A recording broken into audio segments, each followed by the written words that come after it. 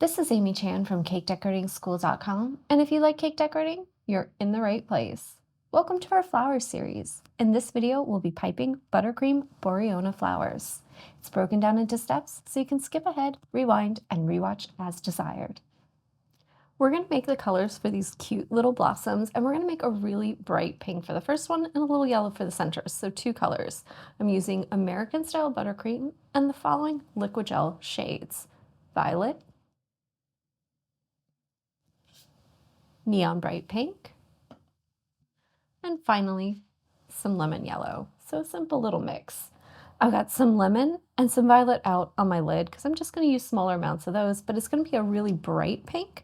So I just want to start with a nice drop of that pink because we want to make a really nice bright shade.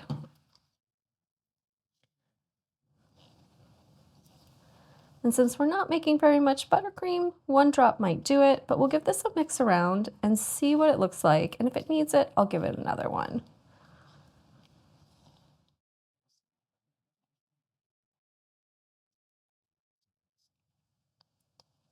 So getting there, but not quite.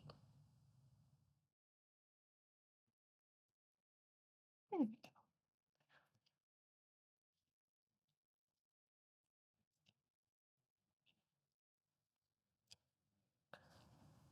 That's looking lovely. So that's got a good intensity to it, and I can see it starting to come together nicely. I just want to add a tiny little speck of purple just to give it a slight cool tone. And that should be good for our colors.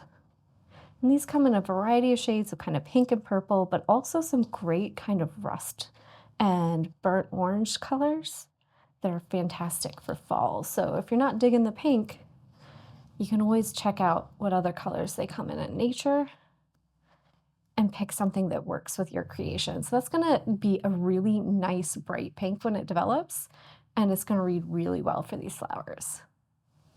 Our second color is going to be yellow for centers, so just a couple of specks of lemon. And you can see we just have a little bit of buttercream down in there.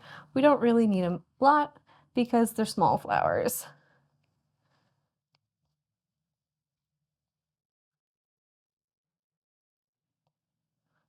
Beautiful.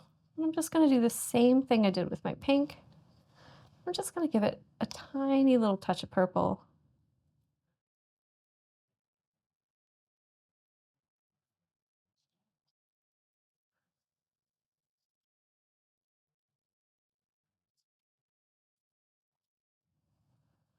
Just to kind of give it that cool vibe so that those colors will work well together. We've got our bags ready, and you can see we're using two disposable ones. I've got a coupler on my bag of pink because I'm going to use it with two tips. The first tip I'm going to use with my pink is a number 61, and we'll also be using it with a number 5. We'll be using a number 2 with our yellow. Now we're going to go over the techniques we're going to use for our boronia flower. And the first thing are the petals, and these are pretty easy. We're just going to do some little spikes. So those kind of spiked wedges you can do with your petal tips or your curved petal tips. And in this case, we're using a curved one, or number 61. So we want to start with that bag kind of the opening parallel to the surface, and you can see the opening is kind of slanted. So you might have to tilt your bag a little off 90 degrees to do that. And that's just to get it to connect evenly.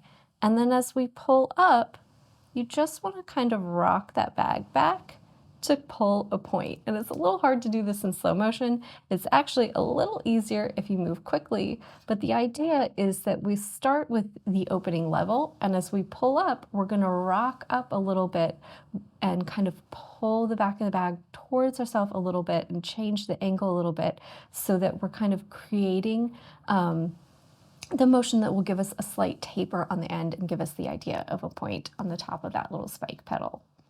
We're also going to utilize a support in this flower, and it's going to be a dot. And we're going to use your number 5 tip. So you just want to be up off the surface enough so that that frosting can balloon out for you in a nice controlled manner, and you get a nice full dot. You want to be able to have space around the edges so that you can pipe your little petals. And the third thing we're going to do are some stamens. And these are also going to be little spikes, but we're using a number 2 tip, so they're going to be round. And we just want to be closer to the surface, start out, squeeze a dot, and then pull up while we're still squeezing. And that'll give us nice little spikes. And we're going to cover the top of our dot and those short little spikes. Now let's go over how we're going to build our beautiful little flowers. We're going to start out with our number 5 on our bag of pink. We're going to pipe a nice big dot, get it nice and full. It doesn't have to be perfect on the surface because it's going to be completely hidden. And then we're going to change to our bag of yellow. We're going to do stamens, start in the middle, and then just go all the way around. And the idea here is almost like it's a tiny little head. You want to cover that top surface with hair, so nice short little spikes, and leave the sides open. And this is going to all together give us a nice little support for our petals. That way they don't flop over, out, or in too much, and they'll stand kind of supported straight up for us. Once we've got that ready, we're going to switch our pink to our number 61 tip, and we're going to pipe 4 petals. Just pick a spot to start. Start all the way down at the bottom, try and tuck it underneath a little bit if you can, and pull 1 up. And then we're just going to do the second one, just overlap it a little bit, and then pull again, and just work all the way around. Our goal is to get 4 petals on there so that we have those nice little 4 points and that characteristic look to these flowers when they're still kind of closed. These actually kind of hang upside down on a stem with lots of them. So this is a great tiny one if you want something little and delicate and soft to decorate a cake with, but they also add a nice bright punch of color, so they can make a great filler flower that's easy to pipe quickly. To start piping, we've got our bag of pink fitted with our number 5, and we're working on our 2-inch flower nail, and I've got a little piece of parchment secured on top of there. We're going to go up off the surface, so straight up and down. Give your bag a nice squeeze, really let that frosting balloon out nice and big. Give it a little wiggle if you need to encourage the shape or size, and then finish it off when you're ready. So we want to make a nice dot. Now we have our bag of yellow. This one has our number 2 on it. We're going to start right in the middle and pipe a short little spike, and then we're just going to surround it with more. So our goal here is to get the look of a nice center that's full of little yellow stamens, and this is going to give us a little bit of contrast so that our petals kind of stand out as well, because it's going to break up some of that pink for us. Now that we've got our little stamens on there and we're ready to go, we've got our 61 tip on our pink, so we're going to be ready to do some petals. And I just want to hold it so that the opening of the tip is parallel to the surface. Start right down there on the bottom, right next to your little dot, and then just pull up and slide to a point.